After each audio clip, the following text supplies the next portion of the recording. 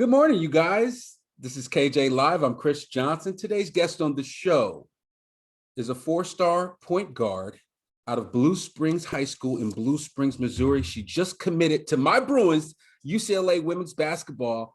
Please welcome to the show, Jada Williams. What's happening, Jada? What's up? What's up?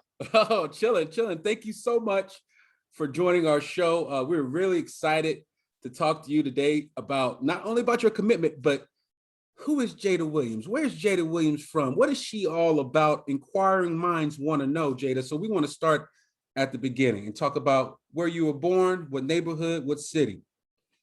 I was born in Lincoln, Nebraska, the 402. A lot of people call it Stinking Lincoln. It's kind of boring out there in the cornfields, but I mean, that's where a lot of my family still lives. My sisters, cousins, stuff like that. And then a little bit from Memphis. Got Memphis side. My pop's family lives down there. And then my mom's from a small town in Missouri. And so it's kind of a little bit of the Midwest, a little bit of everywhere. Got some down south in me, but a little bit of everything. How much time did you spend in Nebraska and Memphis? Was it a thing where you go for the summers, or how did that work for you?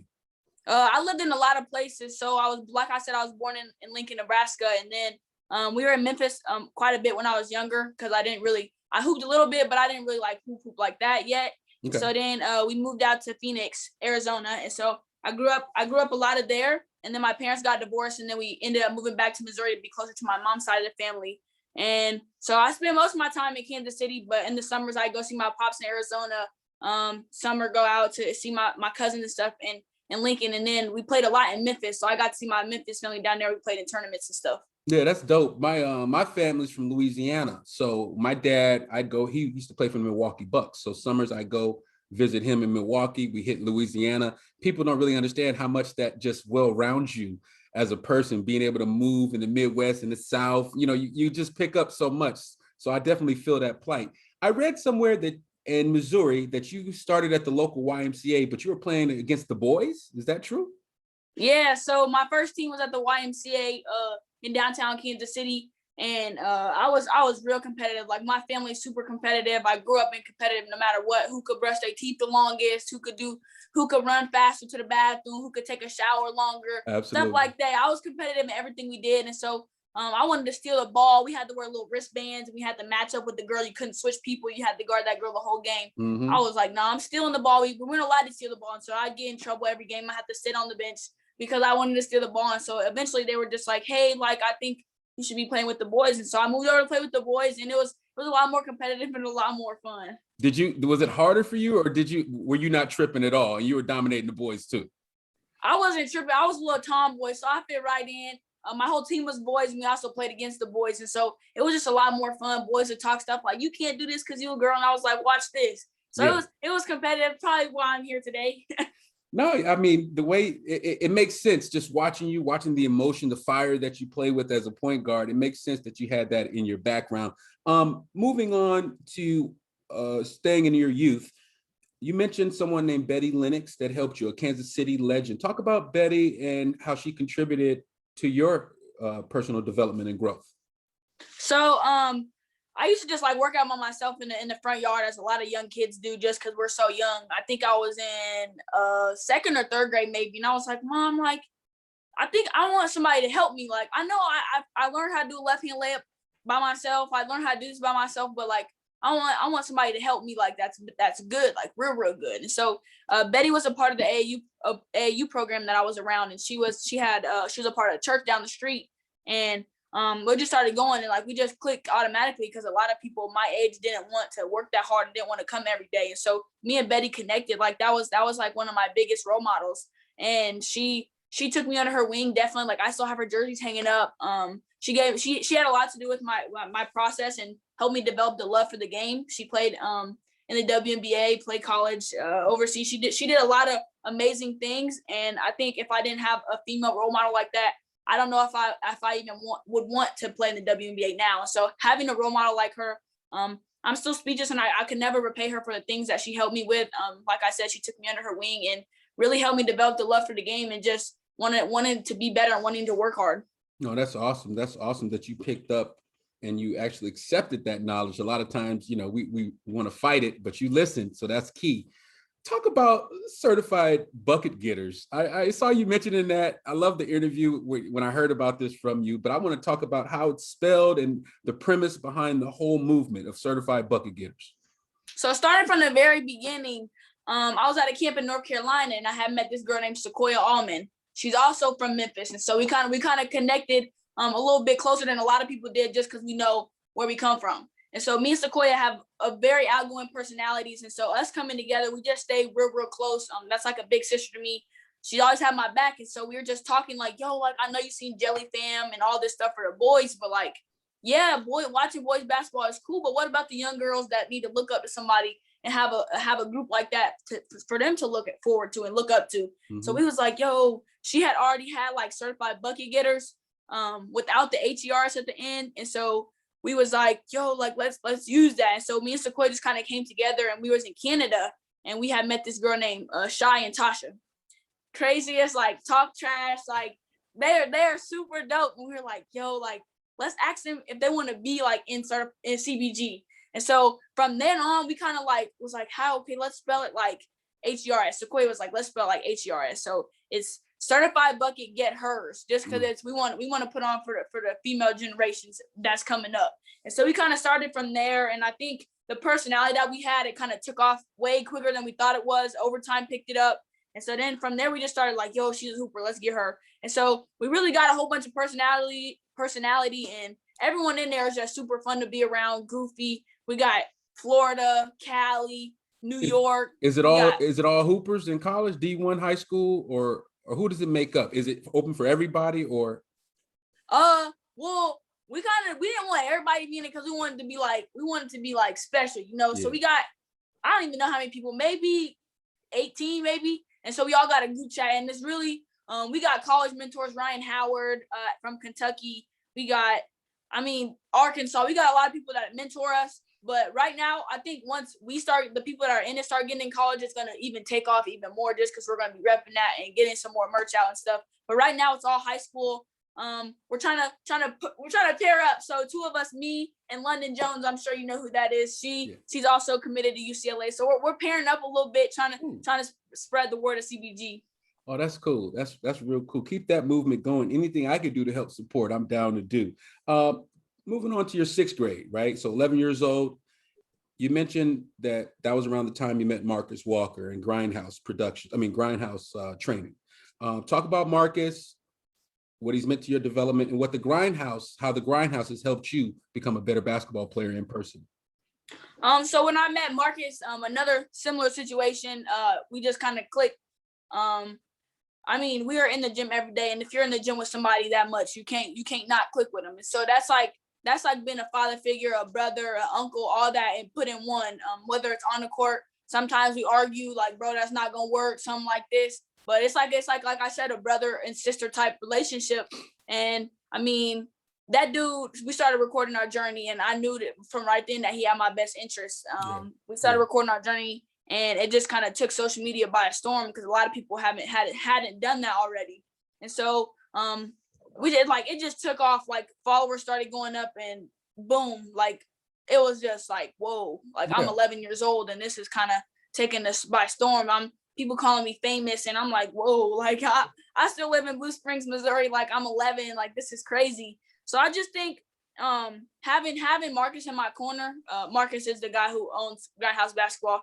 He really helped me develop a mentality that's believe in yourself, or no one's gonna believe in it for you, right? So if you don't believe in yourself, then it's gonna be hard for other people to believe in you if they can't see that you know you can do this. And so from then on, I knew I could get my first offer in middle school. I could play against the boys. I could commit early. I could do really whatever I wanted to do. And like I tell a lot of people, I'm the writer of this book, my story, and I'm gonna keep on writing. I'm not gonna let anybody tell me, hey, you can't do this, because I know I can, no matter what. And I know that he has that same type of attitude. And so I try to surround myself with people that are like-minded, and just keep me going and keep me grounded.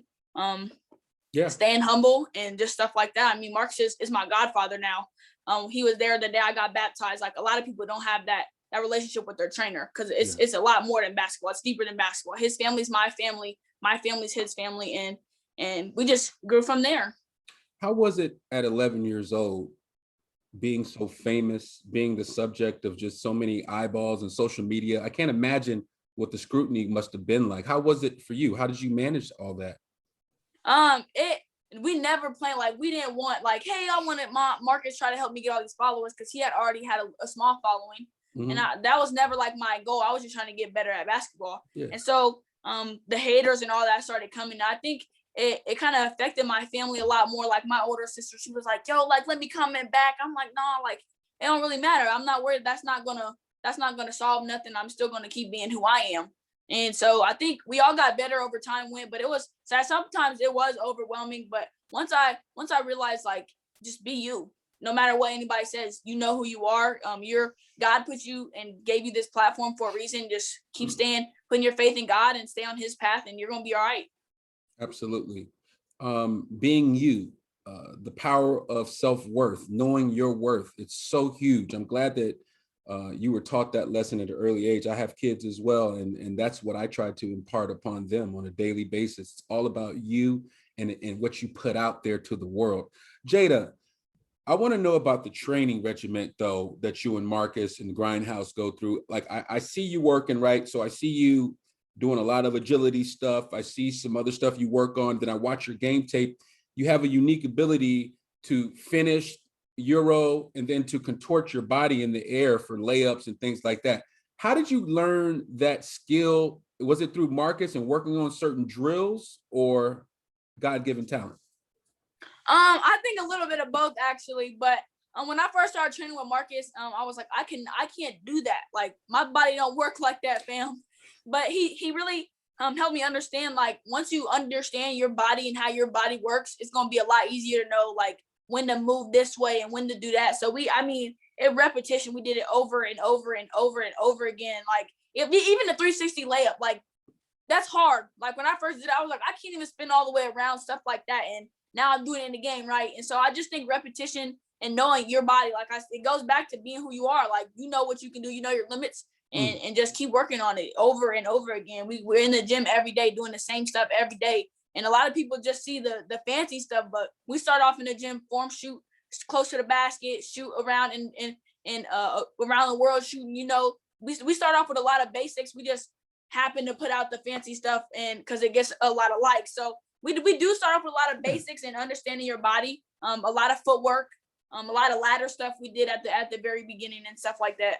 Well, the 360 layup is definitely something that's one of the most impressive things to see because I know how hard it is to do. I've tried 360 layups and I can't make them when nobody guarding me, and you be doing it on people. So I'm like, yo, she's doing it on people and getting fouled and one. No, it's off the hook. You guys got a workout regimen going.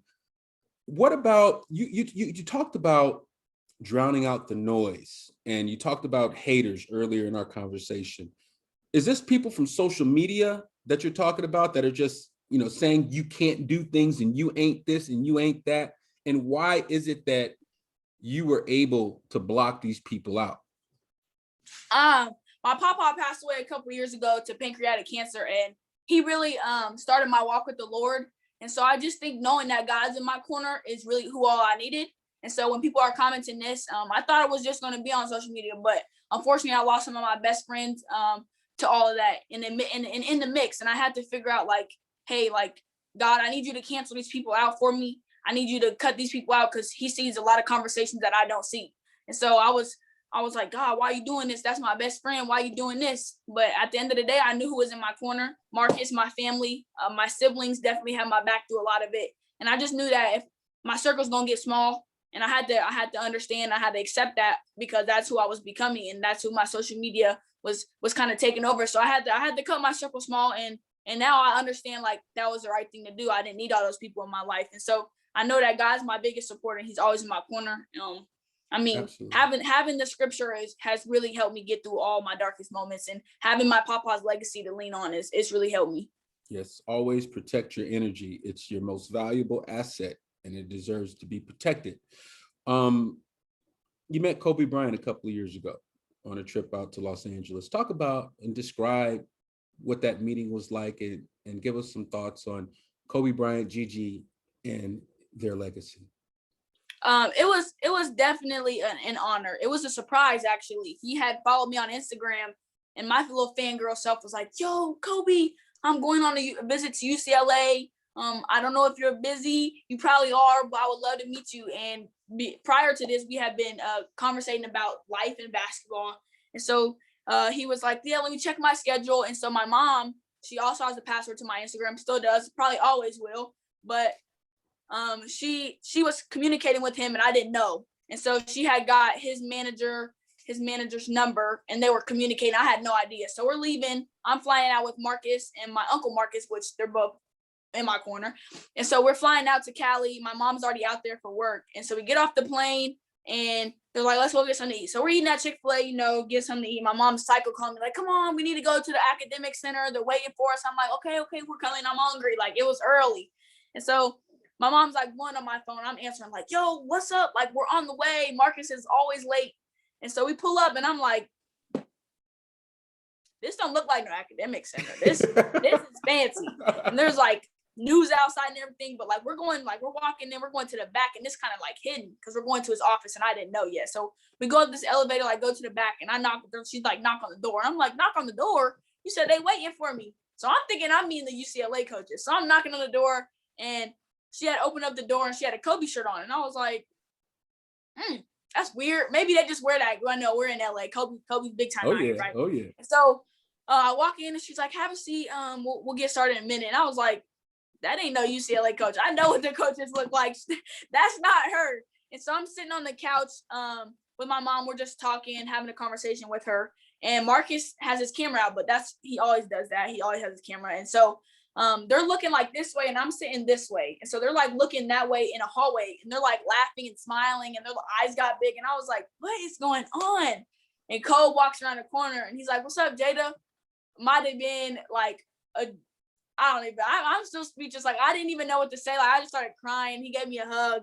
And like we were in there for maybe 2.5, 3 hours, like just talking about life and basketball. Yeah. He gave me a book that was unfinished. So a lot of people have a finished copy, but I have the one that still has blank pages in the back. Wow. And so just having him, like a lot of people don't talk to Kobe. Like that's just something that's not normal. Sitting in his office and having a conversation with him, seeing like his dream wall, like we couldn't even bring the camera in there because it was a secret. Like that's his life right there. Personal. Yeah, it's real personal. And for him to take that and let me see, and let me in, because I know it's a barrier up. And so just talking to him and talking about Gigi and what she wanted to do, that was even before like Overtime started recording her and stuff.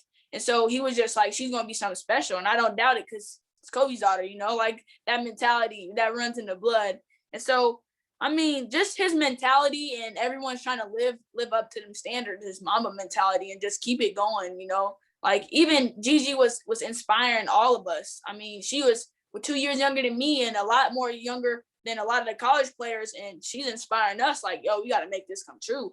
And so that day it was devastating. Like, I don't even know like what my emotions was. And a couple weeks later, we were supposed to go out and train with Gigi as a lot of the top recruits, AZ Fudd and Haley Van Lith was going out there. It was me and Marcus' turn to go out there and train. And so wow. that was devastating, but still to this day, and for how long as ever I live on this earth, is I'm going to keep living mama mentality through my basketball, through my Instagram, through my Twitter, through who I am, and just keep letting it live. Describe what the mama mentality means to you personally. I mean, since that day, I was telling him I was in middle school ball at the time, and it was like real boring. And so he was just like, hey, maybe shoot a three with your left hand. You don't know, maybe we could try something new. And so he was just always saying like, you can make it harder for yourself. Always, like what your weakness is, work on it. So that next game I came out, shot a left hand floater. I was like, I need to work on this because I bricked, So just no matter what you do it to the best of your ability and to be a better you. I'm going to be a better Jada just because I can push myself to those limits. You got to know, hey, this is my weakness. I need to work on it. And maybe that's in school, maybe math. I'm not good at math. Maybe I need to get a tutor, something like that. Doing the hard things, right? Making the hard things known. You got to understand yourself and working on those things to be a better you. Yeah, you have to be comfortable being uncomfortable and challenging yourself. Let's move on to high school at Blue Springs High School. You've spent 2 years there. You got 2 years left. What are your goals that you want to achieve by the time that you graduate from high school? A major one in Kansas City is the Dorena Award. It's kind of like the Player of the Year. So that's definitely one of mine. Winning state last year, COVID had canceled our state. We had made it to the Final Four for the first time in a long time. Our school has never won state. They've always got runner up for like 6 years in a row. Wow. And so that's my goal. And last year we were super close, and then COVID unfortunately canceled that. This year, didn't happen. We lost second round. So next year and the year after that is definitely our goal is to win state. Hopefully I can get that done for my school. That's definitely one of my big goals. I mean, just becoming a better person. And a lot of people are like, "Are you going to a prep school? You should go to a prep." No, I want to rep my city. You know, this where I live. I want to rep that. I want to rep Blue Springs and get them to a state championship. You know, Yeah, and just keep inspiring. Yeah, I do know. I mean, you have a chance to really put it down for your legacy as the first one. There's nothing like being the first one to hang a state championship banner at a spot. How did COVID affect you guys for last year and just during this whole time? How has it changed your day-to-day life, your workouts, or anything else associated with it? Like I said, it canceled our state championship last year, and that was devastating. When did you guys find out? Were you guys at state and then found out, or how did that work? We were playing at this big arena, and everyone was like talking about COVID, and we're like, "What is COVID?" Like, we had just got off spring break. Like, we had played the day we got off spring break, and we were playing the undefeated team, and they had cut it down to two spectators per person, and we're like, "What the heck? What?" Like, we don't even know what this is. Like, this is before mask for anything. And so the gym was quiet, but we had so much momentum going into this game. We were playing the undefeated team in Kansas City. They had not lost all year. They had like all their players were seniors, and so we came out ready and we had beat them, and so we're on fire. We came into practice that Monday, and we're still like, "Yo, like, are we gonna get to play?" Like, we're getting nervous, we're getting scared. And our athletic director had came in. He was like, "Yep, we're gonna get 3 tickets per person now. I think I don't know yet though." And so we're continuing practice. We're just looking amazing. Like, everyone's going 100%. We all ready. We have exactly like I think it was exactly 5 days until we left for state. And it was that next weekend. And so we're practicing, and they call our coach out, and we're like, "Uh-oh, like that don't sound good." He comes back in, he calls us to the middle, and he didn't have to say nothing. Like, he was just like, "We're done." And it looked like a funeral in there. Like, literally, we were all like on our knees, like crying, just because we know how much work we put in last year. Coming as a freshman, my team had my back because they knew a lot of pressure was going to be on us, not just me in general, but on the team, just because of the following that I had. And so we had a lot of people taking shots at us last year. We had a lot of adversity we had to overcome last year, just being together and being one. And I think we definitely did that. And for our seniors, it was heartbreaking. And so this year, and for the rest, until we win state, we have a motto of unfinished business, just because we never got to finish what we started. Yeah. And so now that's my dream, and my goal is to get my team to state. That's a big time goal. I'm sure that you guys are going to get there. I guess I'm curious as far as when you guys found out that you weren't going to state, you put in all this work, your dream is now dashed. How did you keep your spirits up? How did you stay locked in? How did you not let that just completely ruin your year? It was definitely hard. Like, after that, we had finished practice together just because we wanted that one last time in the gym. And so after that, we had all came home to one person's house, and we stayed together for like a week. Like, we didn't want to believe it was true. And so when they were like, "Oh, you got to quarantine, we're not going back to school for the next 2 weeks after spring break," and we're like, "Okay, cool, 2 weeks, bad. Like, we ain't got to do no schoolwork."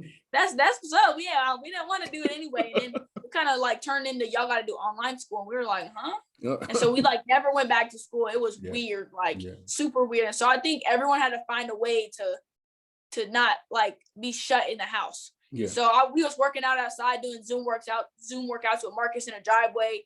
And then soon we just knew that we weren't hanging out with anybody. So me and Marcus had quarantined, and then got back in the gym, just us two, just because we knew that we were just both in the house, and we could find a way to quarantine and just get in the gym by ourselves. And so that kind of took over. And then we played a little bit of AAU this summer, but it wasn't anything close to what we did. So I just think knowing, like, it all goes back to knowing who you are. You got to find a way and know what's going to make you sad and not make you sad. Yeah. Like, you can't be locked up in the house that much. You got to find something to do. I think everyone had to find some new hobby or something.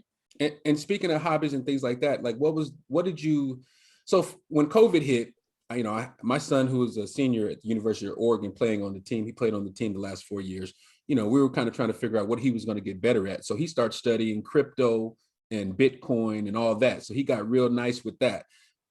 What did you come out of COVID? Did you gain any new skill sets? Did you do any reading or learning, or did you do anything like that to sort of, I guess, add to your already impressive self?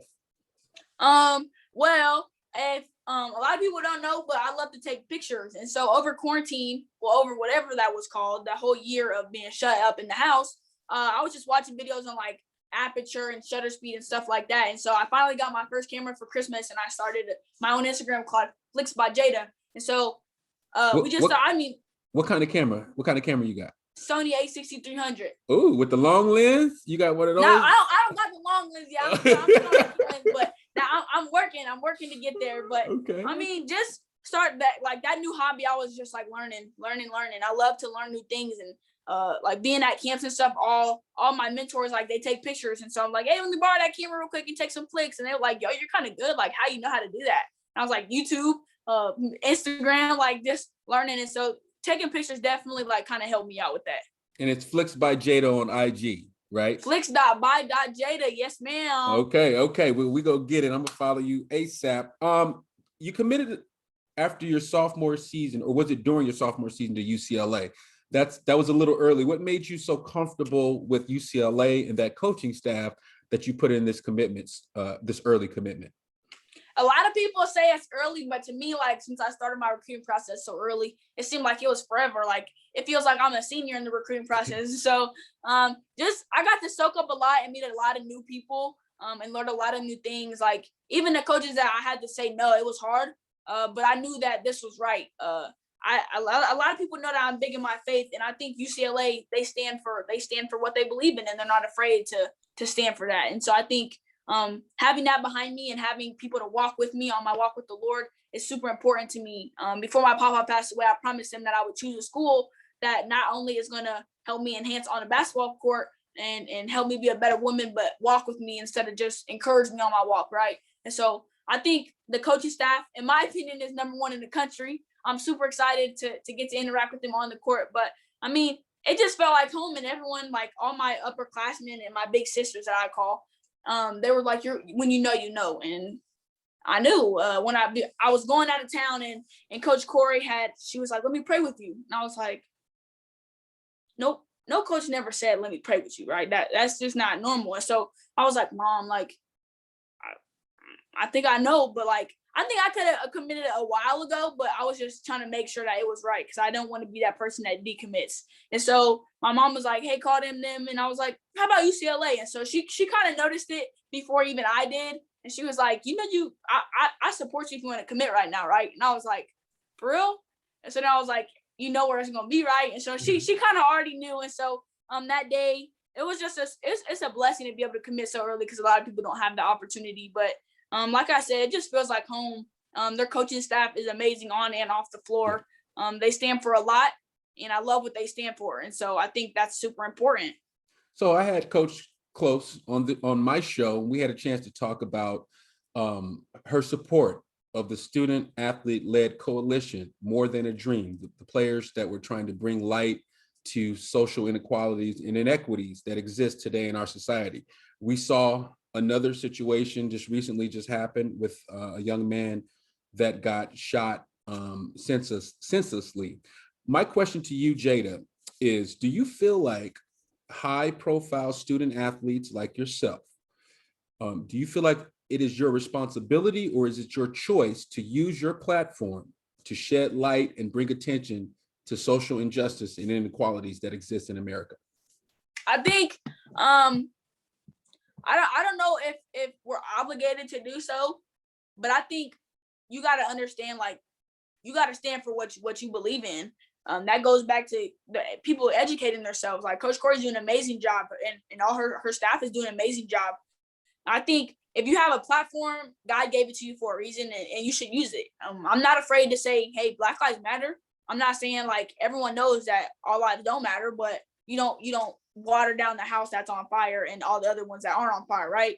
Great I think that's point. Like that's a really good way to put it. And I think that everyone should use their platform. A lot of people are scared sometimes, and a lot of people don't think they're going to listen to us young athletes just because we're young. I mean, I'm 16, but I think that we can touch a lot of people, and I think we can educate a lot of people. Me and a couple friends joined a thing called Us at BSSD, which is Blue Springs School District, and it's about Black Lives Matter and having support within the school district, because we had an incident, and all alumni of Blue Springs and Blue Springs South had posted a whole bunch of things that had to do with racial stuff in our school district with teachers and students, and they were just tweeting and tagging Black at BSSD, and it was like shocking, and it was nasty, and just to see that things that teachers have said, and our school board and our principals at our school they're standing with us, and I think it's super important that they understood that, because a lot of them they have no idea, right? And so I think we have to educate each other and educate ourselves to know what's really going on, because if no one had said nothing, then we wouldn't have no idea. And right. So Us at BSSD is super amazing. Raven Wright had really started the whole thing, and she's doing an amazing job. We have a Wildcat TV, which is like our YouTube for our school and our broadcasting program. Mm-hmm. And she just is constantly trying to educate us, and the people that want to be educated, they're going to get educated. And so we're just trying to give them the knowledge and help them understand, like, hey, we respect you, and we love you for standing with us. And I think that's super important with social media, is using it in a positive way.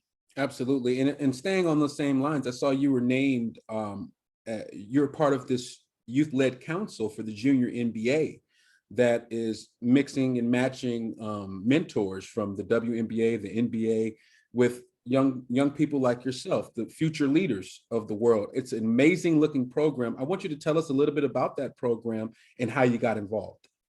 So everyone knows that there was a thing called Junior NBA Global National Championship, and we got to play against Africa, India, South America, New Zealand, people from New Zealand, like Southern Pacific. We got to play a lot of different people and got to know a lot of different people and where they come from. And so starting from there, we played against people from our region as well. And so one team from each region had went in and was participating in this. And this, we went for a week, and we planted trees. We did a lot of different type of work, not just on the court. And we met some of our best friends. And so when they told us that we had the opportunity to be a part of this, the first year of the Junior NBA Council, the Court of Leaders is what it's called.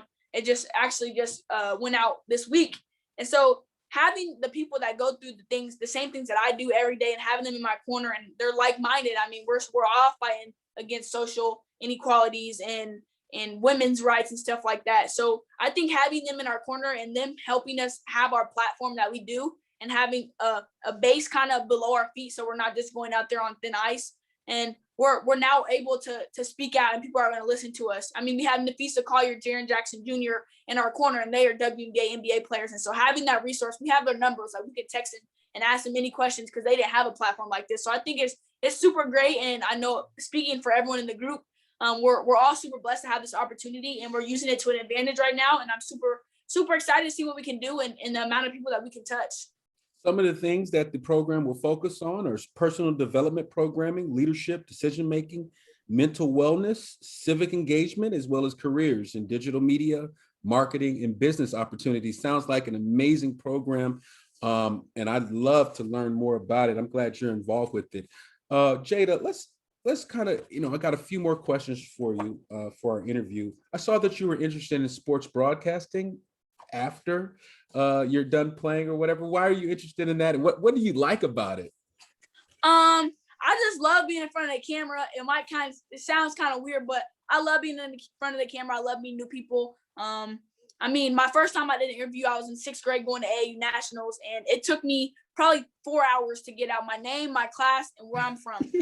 No, I'm not even joking. Like, my mom was yelling at me. We had all the cameras, all the battery to the camera, they died. Marcus is mad at me, and I just kept laughing. And so from that day on, I was like, yo, I kind of like this. I kind of like doing interviews, And so watching, like, for one, Carrie Champion, she UCLA legend, that's like one of my biggest idols of all time. And she's doing what I want to do. And so having that resource, I mean, I just love, like, even Charles Barkley, like watching him up there asking questions and talking stuff on the mic, and just being on ESPN and Sports Center and all that. Like, that's one of the biggest dreams of mine, just I don't know, like it's just always looked so fun to me. And I think I would love to do that. Like I'm in Wildcat TV right now, and I had done a sports segment with one of our football players, and we had sent it to state, and I was a state finalist for sports broadcasting, I guess you would call it. Yeah. So I was like, oh, I kind of like doing this. I kind of like editing the part. I like being behind the camera as well. So I like to do both sides. And that's just something I think I would love to wake up and say, yo, I'm a sports broadcaster. Like, I think I would love that job.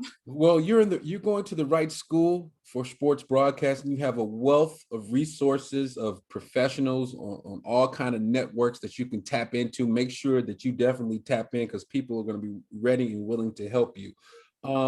My next That's another reason why I chose UCLA. Yeah, smart. Well, it's what time it is. And plus our network of alumni, on the men's and women's side, because at UCLA, the men and women, we rock together. It's not a real separation going on. Like we showing the same love we showing to you, that we showing to Jaime Jaquez and Johnny Juzang. It's like, we don't differentiate at UCLA, just FYI. Right. So it's love. It's major love out there. Two more questions for you. So I saw you were selected to the U16 trials for USA Basketball. Obviously, a goal of yours is the McDonald's game and the Jordan Brand Classic. How do you go about achieving all these incredibly elite and lofty goals? I mean, USA, McDonald's, Jordan Brand. How is Jada gonna achieve those goals? Putting in that work. I think that's where it happens, in the dark when nobody's watching. When you get up at 5 o'clock that morning, them is the type of thing that's going to separate you from everybody else. I went to USA Trials U17 when I was 15, which was 2 years ago. And it was scary. I'm not going to lie. I walked in that gym like, whoa, like these are like my idols I'm playing against. Who was there?